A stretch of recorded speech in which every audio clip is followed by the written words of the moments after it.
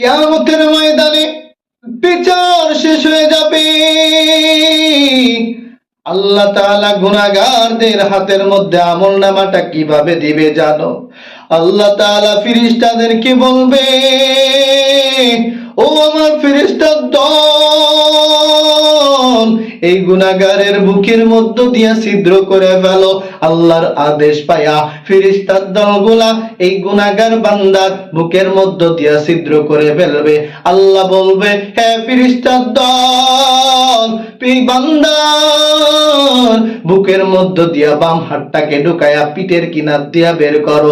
আল্লাহর আদেশ পায়া ফেরেশতার দলগুলা এই বান্দার বাম হাতটাকে বুকের মধ্য দিয়া ঢুকায়া বাম হাতটাকে ঢুকায়া পিঠ দিয়া বের করবে। আল্লাহ তাআলা পিঠের কিনারে আমলনামাটা দিবে। বান্দা আল্লাহকে ডেকে ডেকে বলবে, ও আল্লাহ, আমলনামা তো পিছনে, চেহারা তো সামনে। আল্লাহ, আমি আপনার আমলনামা কেমনে পড়বো গো আল্লাহ? আল্লাহ বলবে, ও ফেরেশতার দল,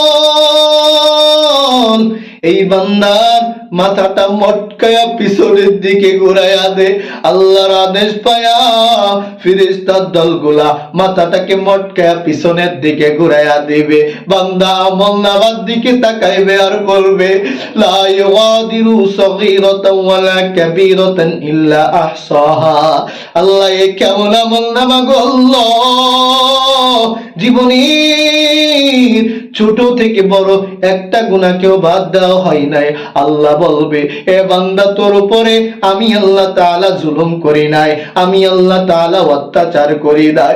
আমি আল্লাহ তোরে কতবার ডাক দিলাম, বান্দাই আমি আল্লাহর কুদরতি পায়ের মধ্যে সিজদা কর, আমি আল্লাহ তাআলা তোর জীবনের সব গুনাহগুলো মাফ করে দিব।